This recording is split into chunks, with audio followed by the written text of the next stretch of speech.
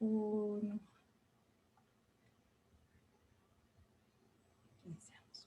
Bueno, muy buenas tardes. Aquí iniciamos entonces con nuestra mesa de ciencia ficción. Hoy estamos acá, estoy muy emocionada porque vamos a tener dos visiones de lo que es la escritura de ciencia ficción, tanto en México como en Cuba, pero también vamos a hablar un poco de lo que está pasando con la ciencia ficción escrita por mujeres en España, un poco de historia, ¿no? Teníamos la posibilidad de tener otra escritora más esta tarde de hoy, pero las redes y el problema del tiempo siempre nos está complicando un poco esto.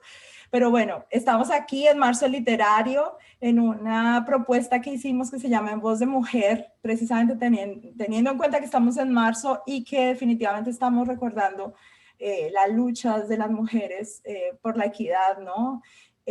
Alrededor del mundo. Entonces, pues bueno, bienvenida Gabriela Damián y Mayelis González, Gabriela de México, de Mayelis González, que cubana, pero que está en residencia en España en este momento, entonces tenemos una riqueza increíble. Y Gabriela, yo sé que también has estado con publicaciones en los Estados Unidos y en diferentes lugares, entonces tienes una experiencia también muy interesante dentro de lo que es la ciencia ficción. Gabriela Damián es narradora, ensayista y periodista de cine y literatura.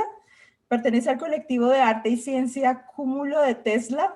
Fue ganadora del James Pitt-Tree Jr. Award.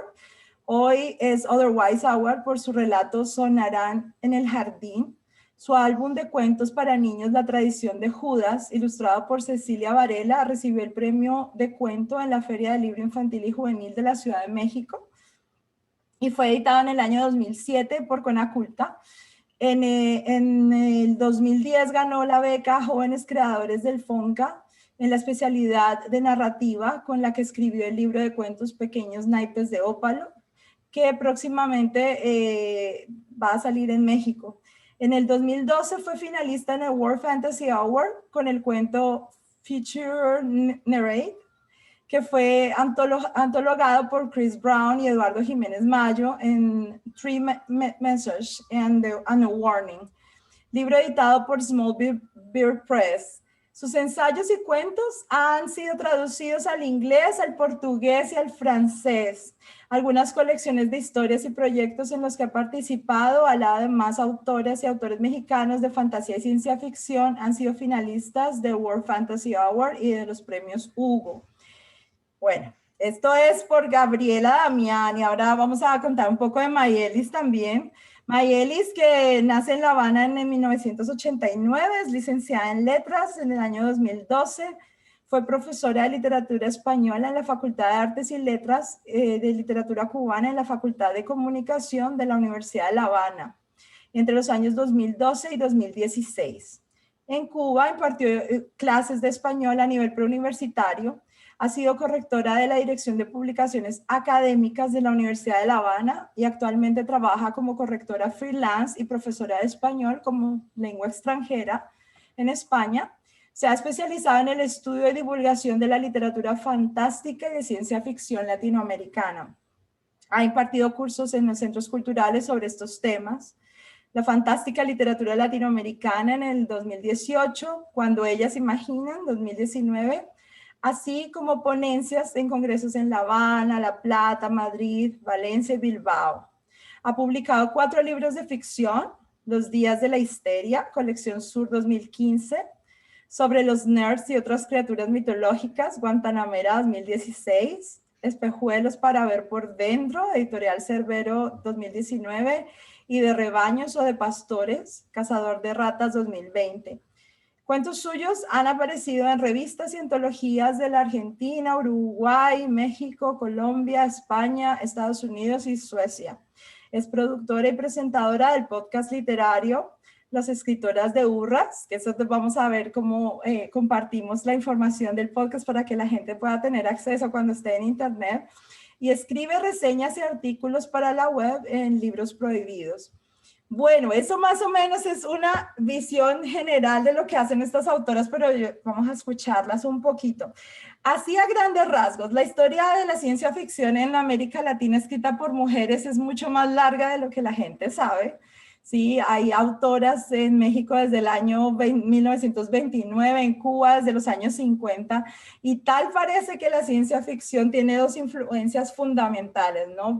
En Cuba pues dicen los críticos que la influencia vino mucho de la ciencia ficción hecha en Rusia durante los años pues, de la Unión Soviética, ¿no? Este tipo de ciencia ficción hecha por los soviéticos, y que la influencia para América Latina, en el caso de México y Argentina, tuvo como una mezcla entre Europa y los Estados Unidos.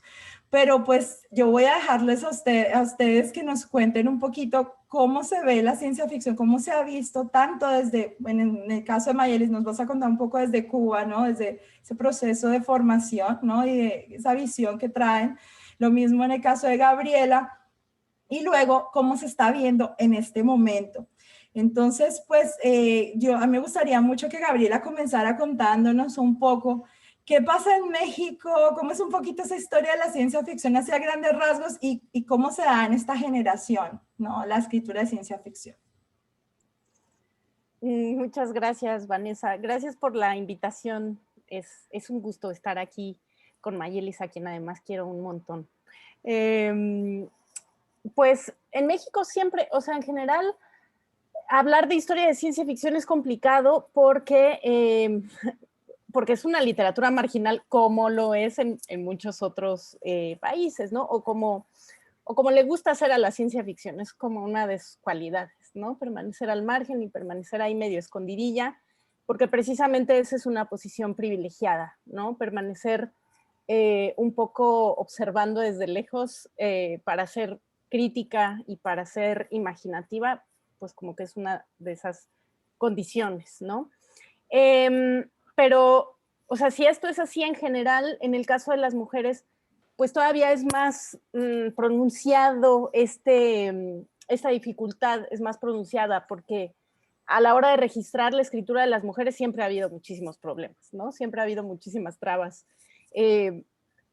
para llevar cuenta de lo que las mujeres hacen en general, ¿no? O sea, en la literatura hay una invisibilización constante y en la literatura de ciencia ficción se duplica porque muchas veces lo que las mujeres escribieron con una intención que hoy llamaríamos de ciencia ficción fue pues desestimada por sus pares contemporáneos o por quienes hacían las categorías por la academia, ¿no? O sea, creo que muchas veces incluso ya en mi generación, yo cuando empecé a escribir, pues era como, no, tú más bien haces fantasía, ¿no? O tú más bien haces literatura fantástica, tú no haces ciencia ficción. Entonces era como pedir permiso, siempre hay que estar pidiendo permiso para pertenecer a lo que sea, como mujeres, ¿no? Entonces, en ese sentido,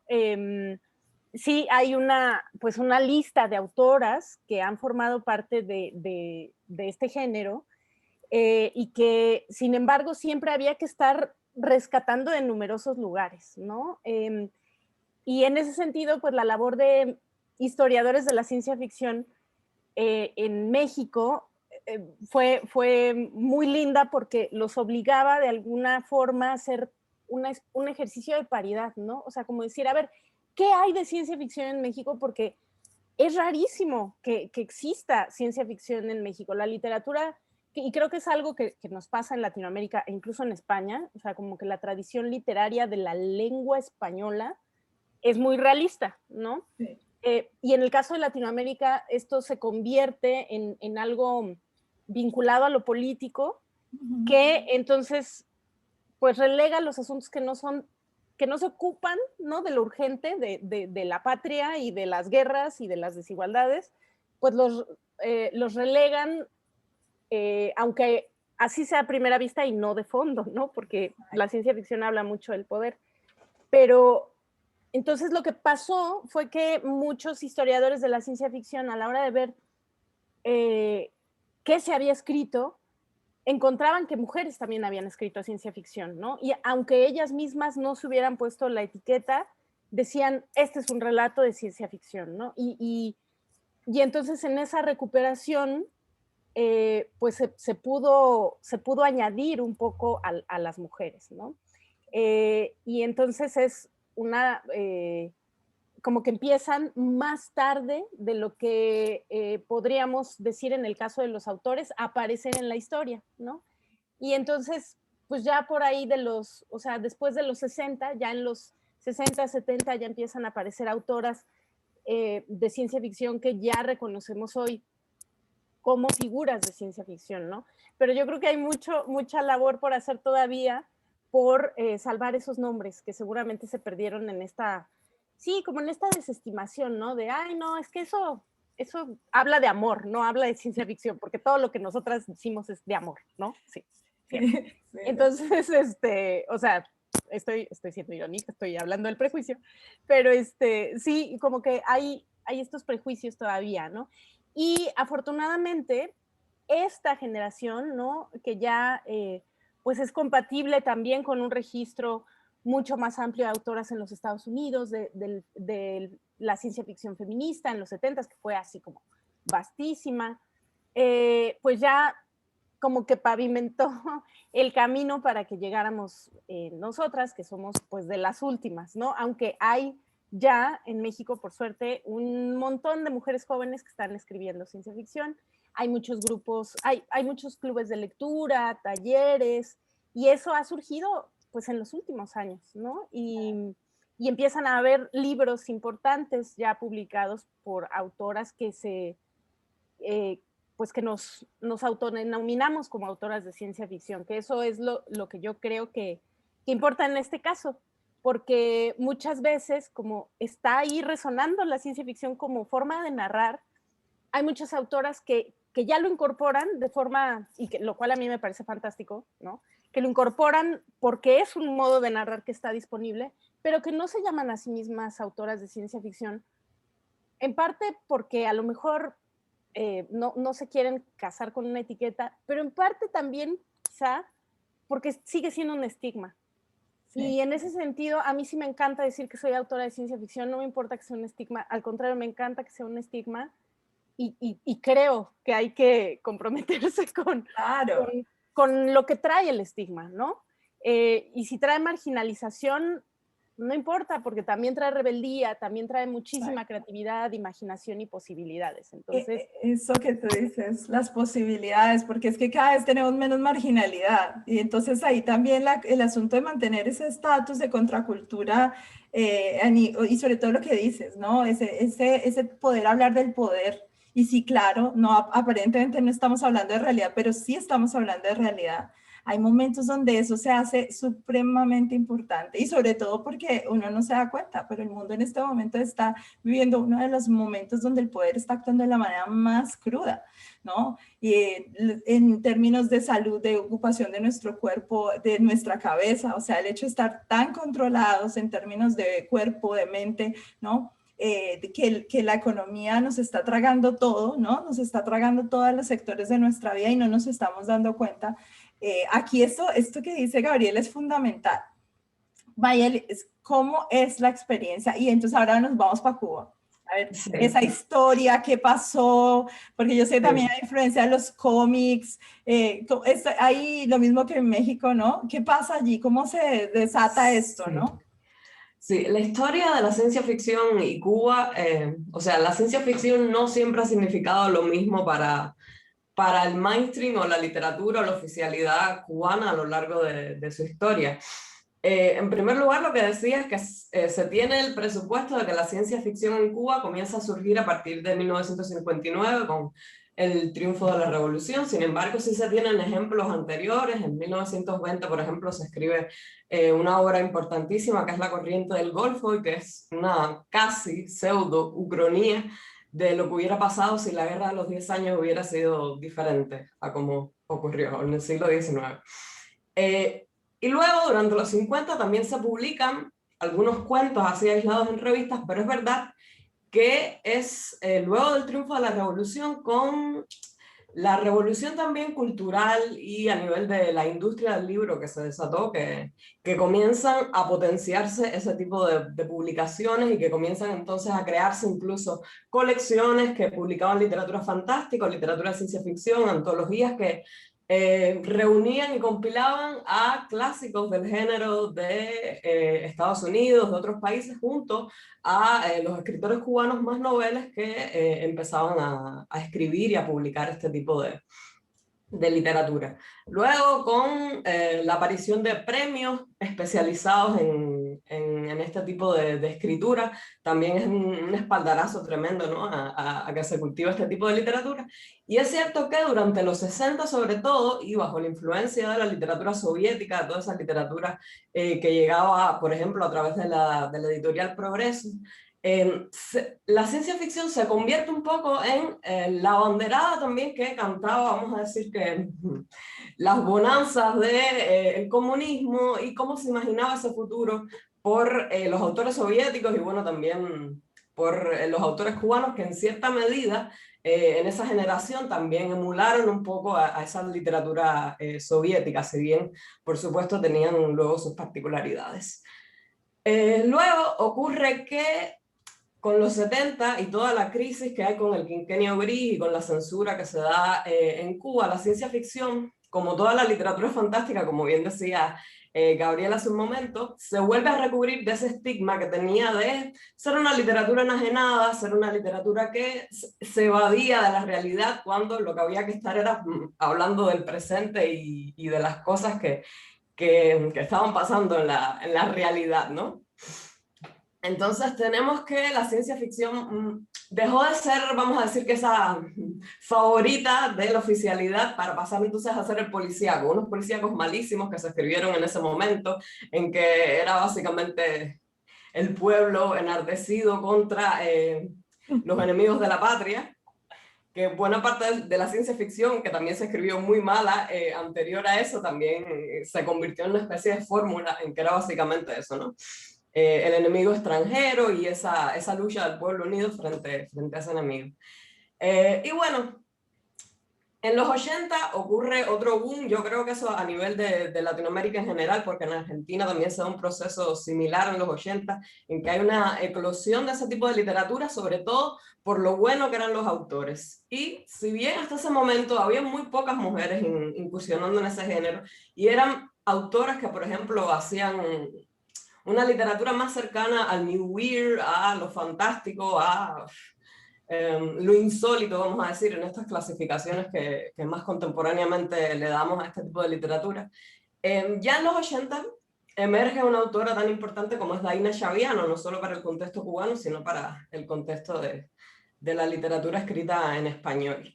Y bueno, Daina Chaviano monopoliza un poco el estado de la ciencia ficción cubana y se convierte en una activista del género que convoca a talleres, que tiene programas de televisión, que tiene toda una especie de visibilidad y se convierte también en una autora de culto, ¿no? La gente lee muchísimo a Daina Chaviano, la persigue, sus libros y tal. Y bueno, comienzan a surgir también muy esporádicamente otras escritoras, pero es cierto que no es hasta más contemporáneamente que en primer lugar se hace una, como decir, una labor arqueológica para rescatar a todas estas autoras que ya existían y que así se ve una confluencia y se ve una participación más activa y más sistemática y constante de un grupo de escritoras, ¿no? que participan y que se reconocen, como decía Gabriela, a sí mismas como autoras de ciencia ficción, que eso también es muy importante.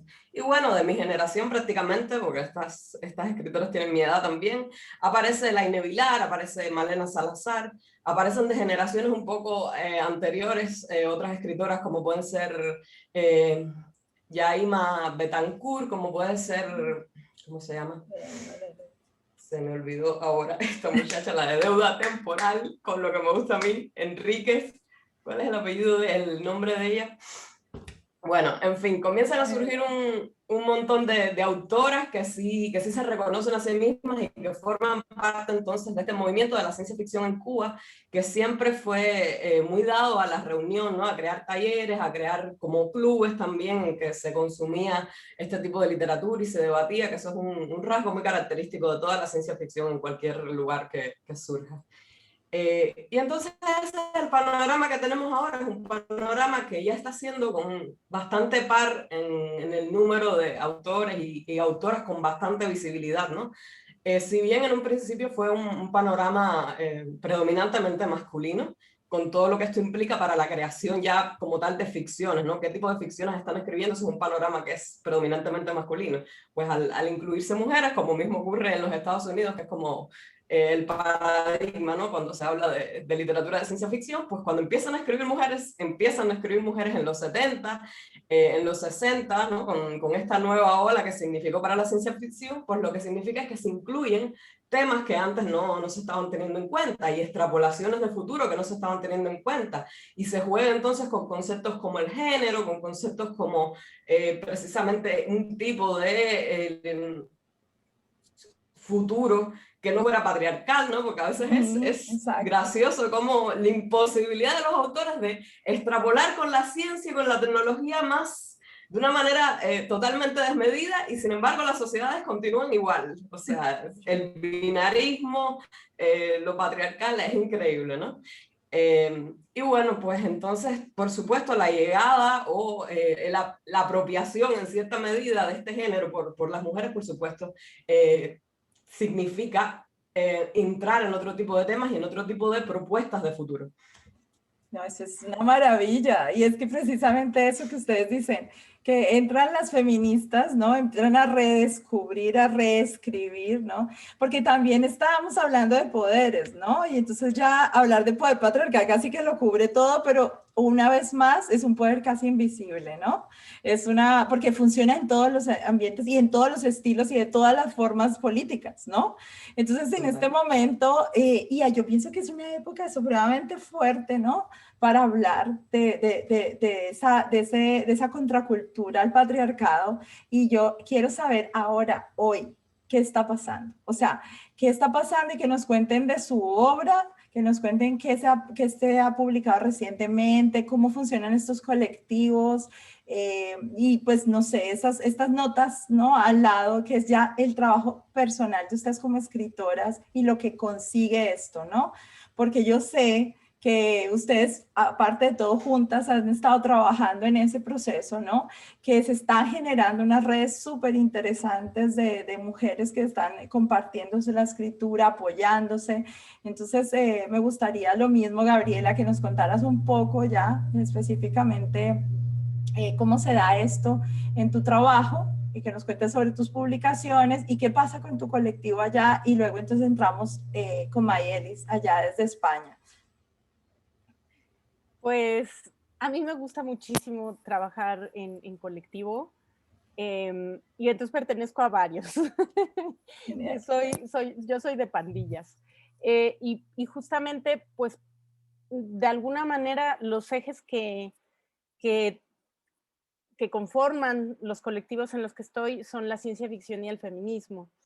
Entonces, por un lado está el Cúmulo de Tesla, que es este colectivo de arte y ciencia, en el que estamos alrededor de 8 personas, pues trabajando un poco comunicación de la ciencia a través de la ciencia ficción, a través de el diálogo entre científicos, científicas, porque somos mayoritariamente mujeres en el Cúmulo de Tesla, somos 6 mujeres y 2 hombres que vamos ahí fluctuando.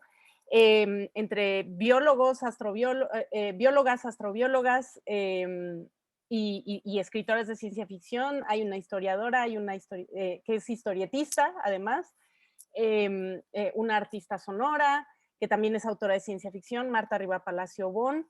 En ese mismo colectivo está, bueno, la historiadora e historietista es Alejandra Espino, que hace cómic, que toda su vida ha sido fancinera, y además pues ha hecho este otro trabajo desde la historia del arte. Entonces es un colectivo súper interdisciplinario, y justo trabajamos un libro que esperemos que salga este año, que compila biografías latinoamericanas, de mujeres latinoamericanas, desde la ciencia y desde el arte. Pero entendida la ciencia y entendido el arte como algo distinto que tiene que ver con estos otros futuros que mencionaba Mayelis, ¿no? ¿Cómo estamos entendiendo la ciencia? Únicamente entendemos ciencia como las ciencias exactas, las ciencias duras, cartesianas, ¿no? O la entendemos como conocimiento, como epistemologías, como saberes. Entonces, a partir de ahí, exploramos la biografía de mujeres, e incluso mujeres en colectivo, que hayan aportado, porque esa es otra cosa, ¿no? Como la geografía de la vida de las mujeres, ya creemos que ya está superada ahí. Entonces hay que empezar a hablar de cómo construimos colectivos, desde un colectivo, ¿no? O sea, nosotras al trabajar en colectivo nos damos cuenta de que ya es un momento histórico en el que tenemos que empezar a hablar en plural en nosotros, ¿no? Entonces también hay, dentro de estas biografías de mujeres, hay biografías de colectivos, ¿no? Y entonces el libro va a estar muy lindo y saldrá ilustrado, y bueno, ese ya les iremos contando desde el Cúmulo de Tesla. Otro colectivo del que formo parte es La Mexicona, que es justo una convención de literatura, de los géneros especulativos, porque no se limita nada más a la literatura, sino que quisimos pues replicar esta idea muy gringa de las cons, que no fuera ni un congreso académico, ni una feria como la Comic Con, ¿no? Así súper comercial de fans, sino que fuera un poco intermedio, un encuentro entre creadores, entre creadoras y lectoras y gente interesada en los géneros especulativos. De hecho, Mayelis participó precisamente con las escritoras de Urras, y junto con Sofi. Y entonces generamos estas conversaciones, pues que nos interesaba mucho nosotras enviar la invitación desde México, ¿no? Porque yo sí reconozco que México es muy solipsista de repente, o muy, enamorado de Estados Unidos y está viendo para arriba, y luego voltea poco hacia Latinoamérica, ¿no? Entonces ya estábamos un poco hartas de eso y queríamos establecer un diálogo mucho más, pues, latinoamericano, mucho más, sí, solidario y en otras condiciones para generar otras conversaciones. Entonces La Mexicona se llevará a cabo en septiembre, el año pasado se llevó a cabo en septiembre, este año volverá a ocurrir lo mismo, y el 3 de abril vamos a dar anuncios muy importantes, que nosotras creemos que son muy, muy importantes, en general para los géneros especulativos. Entonces, si pueden sintonizar, vamos a hacer una pequeña fiesta, están invitadas a la fiesta, obviamente fiesta virtual, pero fiesta igual. Mayelis ya conoce las fiestas que hacemos, las mexicanas somos buenas para las fiestas. Buenísimo. Igual que todas, creo que todos los países que están aquí representados somos buenos para las fiestas. Entonces, bueno, quedan invitadas, porque vamos a hacer, o sea, sí queremos que esto crezca hacia un terreno, pues, más igualmente colectivo de creación, pero que abra otras posibilidades, porque nosotras eventualmente nos iremos. O sea, tendremos que hacer cosas y queremos que más gente haga lo que estamos haciendo nosotras ahora, gente más joven, y que no, para hacer esto realmente plural, ¿no? Entonces, hacia allá va orientada estas noticias. Y el último colectivo, lo menciono rápido, es Escritoras y Cuidados, que es también es un festival, un encuentro de escritoras, pero centrada, tal cual, centrado en la cuestión de los cuidados, ¿no? En pensarnos desde cómo escribimos en una crisis, por ejemplo, la pandemia, pues una crisis del cuidado, ¿no? ¿Qué pasa con nuestro tiempo? ¿Qué pasa con nuestro mandato de cuidar de los otros? Como mujeres tenemos ese mandato social. ¿Y qué pasa cuando rompemos esas estructuras, ¿no? Entonces, aunque esto lo comparto, no dije con quiénes comparto La Mexicona ni Escritoras y Cuidados. Mexicona están las escritoras Andrea Chapela, Iliana Vargas y Livia Brenda, que son autoras de ciencia ficción, y en Escritoras y Cuidados estoy con Alejandra M. Vázquez y con Brenda Navarro, que aunque no escriben, no son autoras nada más del género, pues sí, ya con estas conversaciones de repente han incursionado en lo especulativo, lo cual es muy hermoso. Y entonces, pues ahí está, ¿no? O sea, creo que se va permeando la ciencia ficción cada vez más en en todo lo que podemos hacer, ¿no? Y yo creo que esas son buenas noticias. No, pero son noticias excelentes, Gabriela. Wow. Aparte, generar un festival que precisamente sea alternativo, porque una de las cosas que uno puede cuestionar mucho del Comic Con en general es eso, ¿no? Que es exageradamente comercial. Entonces, ¿cómo hacemos para crear una contracultura cuando toda la mercancía que está produciendo esa contracultura va a lo mismo, ¿no?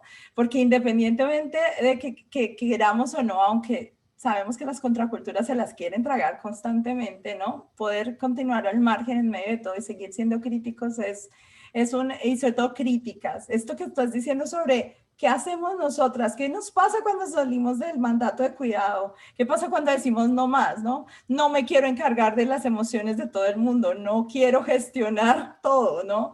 No quiero ser la única porque es demasiada carga, ¿no? Aparte de todo lo que demás que hacemos. En el caso de Mayelis, ¿qué pasa con estos colectivos? Bueno, yo sé de Urras, pero quiero saber qué pasó con esto. Sí. ¿Qué ha pasado? Sí, en España, por lo menos en esta época en que yo he llegado a el fandom de la ciencia ficción y la literatura de género en general, aquí es un fandom donde el movimiento LGTB es el predominante, donde tiene una fuerte connotación e inclinación feminista, el tipo de cosas que se están haciendo ahora, y pensemos esto siempre a nivel de editoriales independientes, que yo siempre recalco que son sobre los hombros de las editoriales independientes, es donde descansa ahora mismo la literatura de género, sobre todo la escrita en español. En inglés es eso otra dinámica y sabemos que tiene otro presupuesto incluso por detrás, pero en el ámbito iberoamericano, pues es así como ocurre. Y este tipo de proyectos independientes también están muy pendientes de este tipo de teoría incluso que se está manejando y están abogando por la inclusividad. Y eso también se ve reflejado entonces en el tipo de público que está trayendo este tipo de literatura y de proyectos editoriales sobre todo. Entonces aquí en España yo he podido participar en convenciones también. De hecho ahí fue donde conocí a Gabriela en una convención que se llama el Ansible Fest, que se está celebrando en Bilbao. Bueno, el año pasado no se celebró por motivos de pandemia y también por motivos de organización que decidieron tomarse ese año como descanso, pero está siendo uno de los congresos más interesantes ahora mismo a nivel de cómo se mueve el fandom de la ciencia ficción en castellano, ni siquiera estoy hablando en España, y es un festival que se piensa a sí mismo como feminista, ¿no? Un festival que analiza sobre todo la literatura de ciencia ficción, o los imaginarios de ciencia ficción, porque va más allá, también incluye el rol, los cómics, las ficciones cinematográficas y audiovisuales, incluso la música, se han hecho exposiciones de ese tipo, pero siempre con un sesgo feminista, ¿no? Entonces el tipo de invitados y de mesas de debate que se genera va por ahí, va por la visibilización de autoras, de colectivos también marginalizados, que no tienen necesariamente que ser de mujeres, porque sabemos que históricamente se ha incurrido en muchísimas invisibilizaciones y ahora se están saldando esas deudas, y la literatura de ciencia ficción es muy oportuna para precisamente pensar esas diferencias y darle voz entonces a esos colectivos que no han estado representados durante mucho tiempo en esa literatura. Entonces el Ansible Fest, que es un festival que se autogestiona prácticamente, que bueno, el Ayuntamiento de Bilbao ahí ha ayudado un poco, pero básicamente es gente que se echó eso sobre los hombros y que sacó un festival buenísimo, un festival que incluso tuvo invitados no solo españoles. Ahí yo decía que conocía a Gabriela Damián y a Lidia Brenda en una mesa que tuvimos virtual. Y también ha tenido invitados de Chile, en fin, ha sido bastante abarcador en ese sentido. Y bueno, luego, quizás influida por este tipo de actividades y este tipo de mecanismos, ¿no? De articulación de grupos y de grupos de apoyo precisamente, y con una amiga que conocí precisamente en esos festivales, al menos conocí, desvirtualicé, vamos a decir. Desde principios de 2020 empezamos un proyecto de podcast que se llama Las Escritoras de Urras y que tiene como cometido básicamente darle voz relatos de género, tanto de ciencia ficción como fantasía, como horror o como otros subgéneros que andan ahí perdidos en los bordes, ¿no? de la realidad. Autoras contemporáneas, autoras que escribieran o que fueran latinoamericanas, porque aquí en España está llegando, recién es que están empezando a llegar o a conocerse las autoras y los autores contemporáneos que están escribiendo esta literatura. Pues es muy difícil, esto está ocurriendo a todos los niveles, que es como son especie de islas, ¿no? Y que nos cuesta mucho trabajo que lleguen los libros que se publican de un lugar a otro. Y estamos tratando de romper precisamente esa inercia con un montón de proyectos que están surgiendo. Y las escritoras de Urras también se planteó eso en un principio. Como yo me he dedicado al estudio de la ciencia ficción, también a la promoción y a la mediación de lectura, y mi compañera hace lo mismo, pero con la literatura escrita en inglés contemporánea, que también llega a poco, si no es un boom, si no te hace Netflix una serie, pues las editoriales no se interesan mucho en traducir y en traer esos libros al castellano. Y mi compañera pues se dedica también a esa promoción de autoras que son a veces noveles o que se conocen muy poco en España. Y bueno, decidimos unir fuerzas ya que teníamos cometidos parecidos y entonces crear este podcast que nos interesaba también mucho ese formato de la oralidad y de leer y de escuchar cuentos, ¿no? Porque nosotras mismas consumíamos mucho ese formato de relatos. Y lo que hacemos es eso, 2 veces al mes lanzamos un programa, uno sobre una autora latinoamericana y otro sobre una autora que escribe originalmente en inglés y que la traduce mi compañera. Y luego comentamos ese relato, hacemos una lectura de ese relato que entra dentro de estos géneros y luego conversamos sobre lo que nos pareció.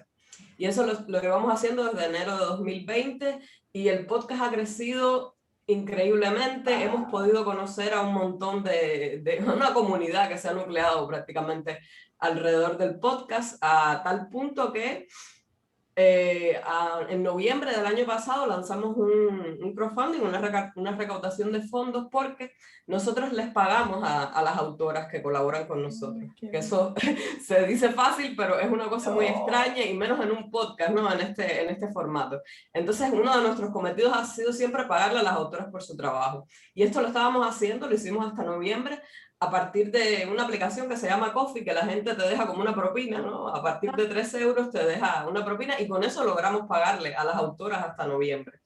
Era una cosa que logísticamente era un poco pesada porque no te da una seguridad de que tuvieras ese dinero siempre ahí. Así que decidimos lanzar este crowdfunding y fue increíble. Al tercer día ya teníamos más de la mitad conseguido de lo que nos propusimos. Y fue, la acogida que tuvo fue una cosa, vaya, nunca nos los imaginamos. Y bueno, ya tenemos entonces cubierto lo que sería el pago de las autoras y además nos ha alcanzado para financiar el premio, ¿no? de esa recaudación de fondos, que era una antología, la primera antología de Urras, que es todos los cuentos que aparecieron en el podcast durante ese primer año y que además pudimos colaborar con ilustradoras, ilustradoras cubanas sobre todo, que ilustraron el libro, que la portada es preciosa. Y fue, ya les digo, ha sido una cosa de comunidad precisamente y de unir y de conocernos entre nosotros y ha sido una experiencia maravillosa realmente. No, eso es ustedes son al lado de ustedes viene todo. No, estoy increíble, o sea, yo pienso que cada vez que las escuchamos hablar más, nos dan más ganas de estar ahí, de escuchar más, de saber más, pero bueno, ahora, antes de irnos, yo lo que quiero es que ustedes nos regalen un relato de su trabajo como autoras, porque pues somos gestoras, somos compiladoras, somos activistas, ¿no? Como dicen, artivistas, pero también somos escritoras. Y en ese momento yo quiero escucharlas, quiero que le compartamos a la gente que nos va a ver durante estos días de marzo literario un cuento de su autoría. Y con esto pues ya vamos a ir cerrando, porque también no quiero atormentarlas más con mis preguntas. Bueno, chicas, entonces, a ver, una escogencia, un libro, un relato y que nos compartan. Y yo creo que Gabriela, iniciamos con Gabriela. Sí, pues acaba de salir un libro en el que estamos las dos. Oh, mejor sí, todavía. Está bien padre porque es una antología de ciencia ficción latinoamericana que además tiene un título muy hermoso que se llama El tercer mundo después del sol. Es una compilación de Rodrigo Bastidas, que pues es toda una autoridad, pero una autoridad de esas que caen bien, en la ciencia ficción latinoamericana, y ahí estamos las dos con nuestras historias.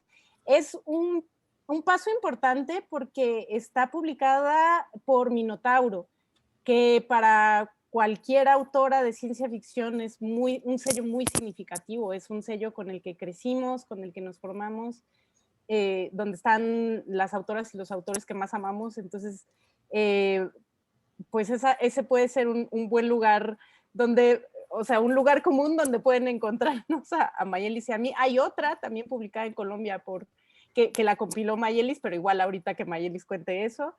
Y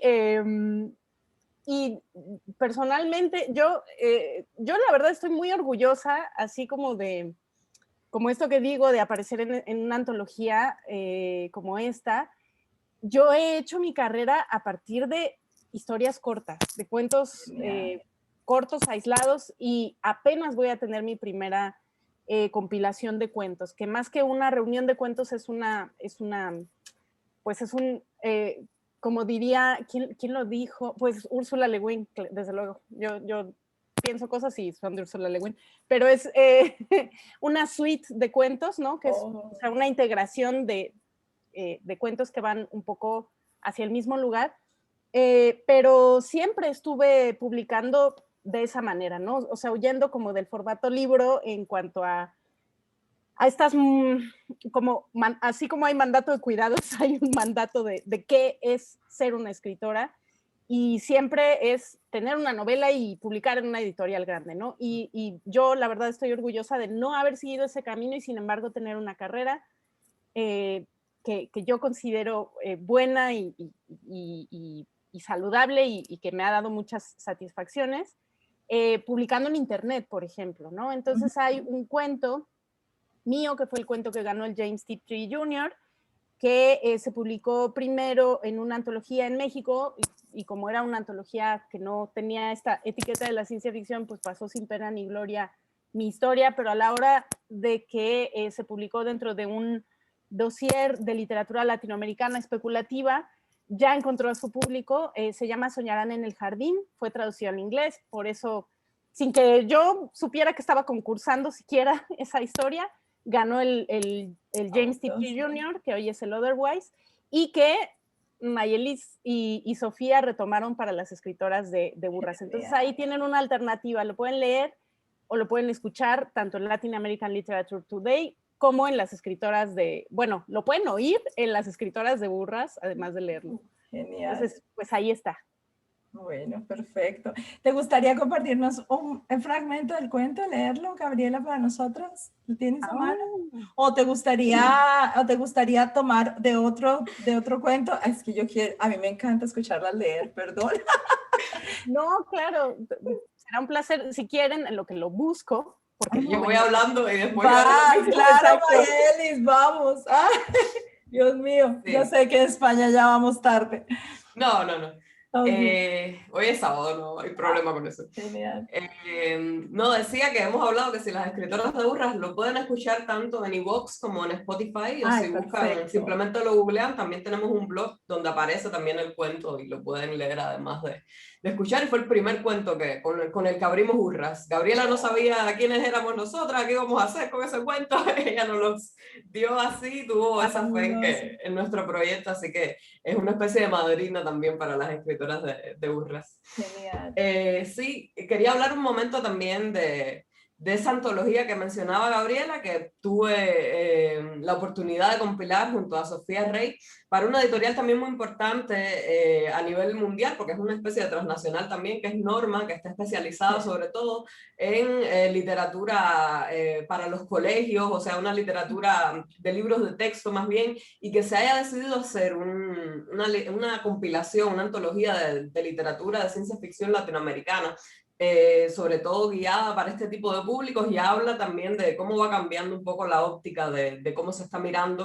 la ciencia ficción escrita en castellano, ¿no? Y que eso yo creo que es muy importante. Y en esta antología traté de compilar lo que yo considero lo mejor de la literatura contemporánea de ciencia ficción y me ha dado mucha alegría entonces poder verla y que Gabriela además esté en ella porque se nota mucho que, o sea, la importancia de las escritoras, sobre todo cuando uno mira el índice, se ve que está lleno de escritoras, que contrario a lo que uno pudiera imaginar que es una antología o lo que ha venido siendo una antología de ciencia ficción, y se ve el cambio y se nota cuál es el papel entonces que están llevando las autoras ahora mismo en cuanto a esta literatura se refiere. Y en cuanto a mis cuentos, qué difícil es hablar de una misma y de las cosas que hace. Pero bueno, hay mucho, yo también publico muchas cosas así en internet para antologías que son para descarga gratuita, porque a mí tengo un conflicto muy grande que es que he publicado casi toda mi obra, tengo hasta ahora 4 libros publicados fuera de Cuba. Y entonces mis coetáneos y mis contemporáneos y mis paisanos no pueden acceder a ella, porque bueno, sabemos los cubanos cuál es toda la situación que tienen con respecto al acceso de cosas por internet o incluso por este mismo problema de que los libros se publican en España y es por editoriales pequeñas y no pueden trascender las fronteras del país, como mismo ocurre a veces en Colombia. Yo quiero muchos libros que se publican en Colombia y paso mucho trabajo. Muy complicado. Y eso es lo que ocurre. Pero sí tengo varias antologías. De hecho, el año pasado participé en varias antologías que salieron luego de manera libre, que se pueden descargar gratuitamente. Entre ellas está una antología uruguaya que fue el primer volumen que lanzó una editorial que acaban de crear Víctor Raggio y Ramiro Sánchez, que se llama MIG-21 y han hecho 2 volúmenes de una antología que se llama Contaminación Futura y yo aparezco en ese volumen número 1 con un cuento inédito y un cuento que me gusta muchísimo, es también de ciencia ficción. Y luego también participa en otra gratuita, o sea, esas van a la página de la editorial y ahí se puede descargar gratuitamente. Además hay muchísimos autores buenísimos, además de mi cuento, que también van a poder disfrutar. Y me hicieron también otra convocatoria, bueno, me hicieron 2 convocatorias más a raíz de toda la crisis que se ha armado con el coronavirus. Y bueno, quien no haya recibido una invitación para escribir algo Sí. sobre el coronavirus, no sé dónde estuvo en esta pandemia, porque bueno. Y bueno, me hicieron 2 invitaciones de un libro que se llama Umbrales Virulentos, que salió en Venezuela y también es para su descarga gratuita. Y fue un pie forzado totalmente, porque se trataba de escribir microcuentos, una cosa para la que yo me consideraba malísima. Uno tiene sus limitaciones y escribir microcuentos no era realmente lo mío. Pero yo estoy bastante orgullosa de cómo me quedaron. Fueron 4 microcuentos que tenían que ver entonces con cosas relativas, a veces bastante metafóricas, pero con todo el proceso que pasamos durante el encierro y durante la situación general, ¿no? Que seguimos, ¿no? De esta pandemia. Y eso también lo pueden descargar gratuitamente y leérselo. Y hay otra antología que salió muy al principio en Argentina, pero no me acuerdo el nombre, qué vergüenza, que también eran cuentos sobre el encierro y virus y cosas. A ver si los vamos dejando durante el tiempo que vamos a estar en las presentaciones. Ya vamos a tratar en la página de Marzo Literario, ir dejando los links. Con eso la Perfecto, gente puede llegar allí y acceder definitivamente al podcast. Es fundamental tener ese link. Y bueno, vámonos porque yo estoy loca por escucharlas. Gabriela, tu cuento y después sigue Mayelis. A ver. A ver, no sé, espero que no sea muy largo el fragmento que escogí. No te preocupes, genial. Pero bueno, nada más un poquito como para dar un poquito de contexto.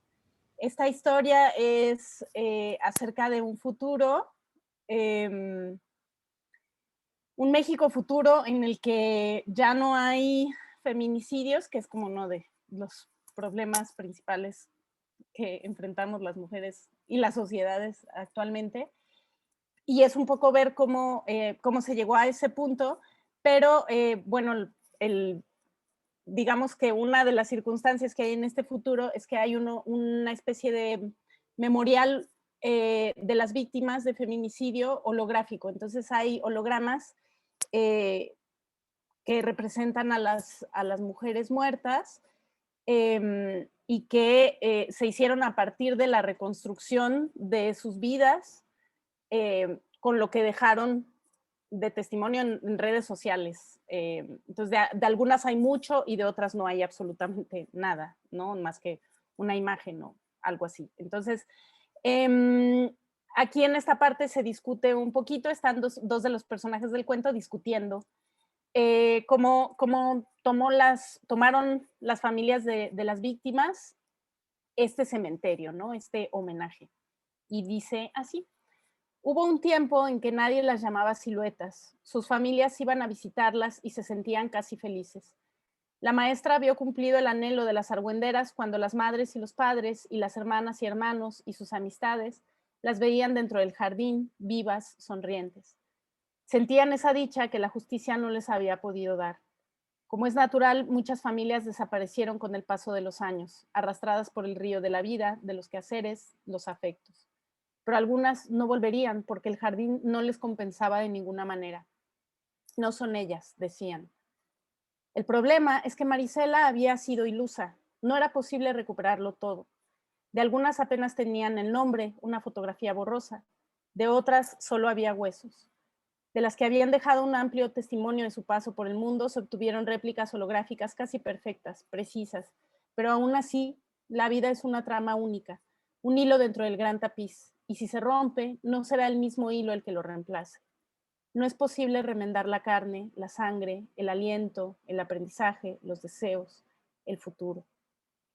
Cuando quedaban pocas familias, el Estado decidió que el memorial debía cumplir una función adicional para ganarse el derecho a permanecer. Serviría como un espacio didáctico en contra de la violencia. La población más joven acudiría, obligatoriamente, a aprender la historia de las asesinadas de México, con la finalidad de que no se repitiera nunca. La maestra comprendía la intención de este cambio. Es más, como parte de las argüenderas, la creía necesaria, pero aborrecía sentir que las utilizaban. Se negó a reprogramarlas, a convertirlas en un capítulo de los libros de texto. Lloró y peleó por mantenerlas intactas. Al final tuvo que hacerlo para que no desapareciera su memoria. Desde entonces, las siluetas tendrían que repetir a los niños, una y otra vez, que estaban muertas. El país salió adelante gracias a gente como usted, gente que nunca se cansó de exigir justicia. La guardiana hará otro ademán incrédulo. No hay mérito en eso. Era lo único que nos quedaba. Tanto horror nos dejó sin propósito, sin sentido. Conservar la memoria era la única salida. Por lo menos las muertes de todas estas mujeres sirvieron para algo. Aferrada a su bastón, la guardiana se girará bruscamente para responder. ¿Sirvieron para algo? ¿Para qué? ¿Para enseñarnos que somos un horror? Eso ya lo sabíamos. Una cosa es dar la vida voluntariamente por una causa y otra cosa es que te maten así. ¿Qué te gustaría más a ti? ¿Que tu vida haya servido para algo o haber podido vivir? Morder una manzana, oler la lluvia sobre la tierra, conocer el mar. No sé. Conforme me hago más vieja, pienso que la trascendencia está sobrevalorada. Es un consuelo de tontos, un consuelo para los vivos, pero no para los muertos. Si de verdad pudieran hablar ellas, no sus siluetas, ¿qué nos dirían? Oigan, qué bueno que mi muerte les sirvió de algo, pero yo no me quería morir. Esto, dijo ella, extendiendo los brazos y el bastón, como tratando de abarcar todo el jardín, no es suficiente. ¿Cómo reparar el daño? ¿Puedes imaginar que alguna vez se les apiló en una torre de cuerpos anónimos? ¿Puedes creer que a ellas se les culpaba de su propia muerte? Nadie puede imaginar el dolor que experimentaron en sus últimos momentos. Y ustedes, los jóvenes, no conocen el horror de saber que quienes hacían esto no eran monstruos. No era Jack el Destripador. Eran sus compañeros de la escuela, sus novios, sus familiares, el taxista simpático que te hizo la charla ayer, el policía de la esquina. Era el mundo, un entorno que nos hacía reinas de belleza mientras nos pateaba las costillas y nos llamaba locas si nos quejábamos. Así de horrible era. ¡Wow! Tremendo. Uy, no. Esto es para eso. Uy, no. Excelente, excelente. Y va a ver cómo hacemos entonces para terminar de leerlo porque quedamos allí. Nos damos un respirito. Y Mayeli. No, ahora ¿cómo hago yo para leer esto? Oh, muchísimas gracias, Gabriela. Sí. Maelis. Bueno, yo decidí leer uno de los microcuentos estos que comenté, pero bueno, me parece de una unidad concisa y pertinente para esta ocasión. Esto es En Umbrales Virulentos, esta antología que les comentaba en Venezuela, y este se llama Sobrepiel. Mamá cubrió mi cabeza con la sobrepiel y palpó el lugar donde se hubiera encontrado mi cabello. A mamá siempre le gustó mucho mi cabello.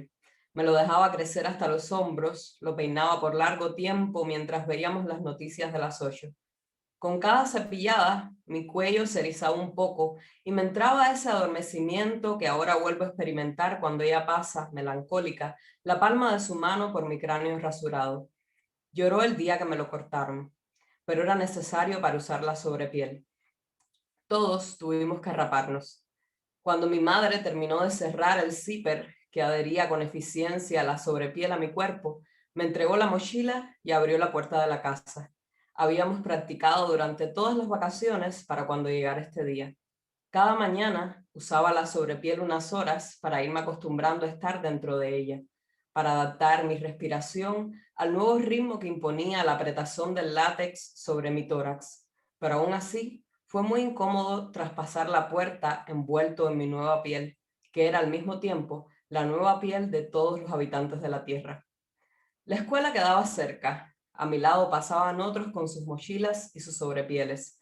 No nos saludábamos porque no nos reconocíamos. Tomé un atajo para ir a solas con mi incomodidad y entonces vi al niño sin techo. No llevaba más piel que la suya, esa con la que nació. Me miraba como se mira a un alien recién desembarcado de la nave nodriza. Di un paso en su dirección, pero echó a correr y lo perdí de vista. La mochila resbaló por mi hombro y cayó al suelo. No entendía por qué aquel niño no estaba muerto. Mi mamá me había mentido.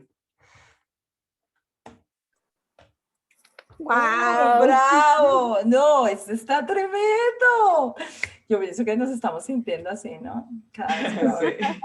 Es que es una metáfora perfecta de esto. Y definitivamente, Gabriela, de lo que está pasando, que estamos en segunda pandemia, lo hemos venido diciendo durante el mes de diciembre, desde noviembre hasta enero, estuvimos en una campaña del World Poetry Festival, convocando a los poetas del mundo y a los poetas del mundo a denunciar los feminicidios. Y es una epidemia terrible y definitivamente México, Colombia no se escapan absolutamente, o sea, es inminente la necesidad de responder a esto.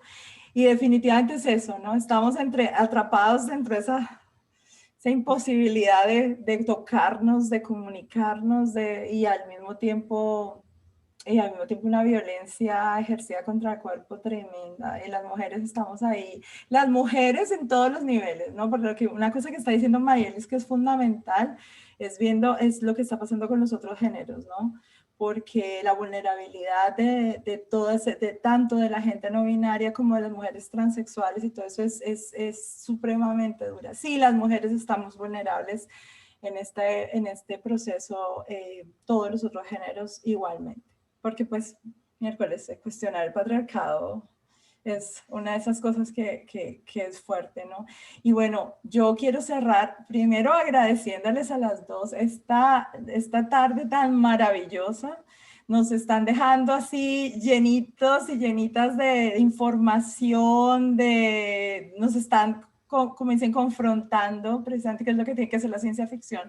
Esa tranquilidad, ¿no? Que nos da la realidad, a veces ese sentimiento de confort de la realidad, y definitivamente pues con la invitación de que continuemos en esto, de que ese trabajo que ustedes están haciendo cada vez lo podemos hacer más visible, dándoles las gracias porque seguimos creyendo en el colectivo, porque estamos trabajando de otras formas y porque definitivamente pienso que en este momento no solamente la audiencia en Cuba, sino la audiencia en toda América Latina va a amar esta tarde y toda esta información que ustedes nos están trayendo. Y bueno, muchísimas gracias, chicas.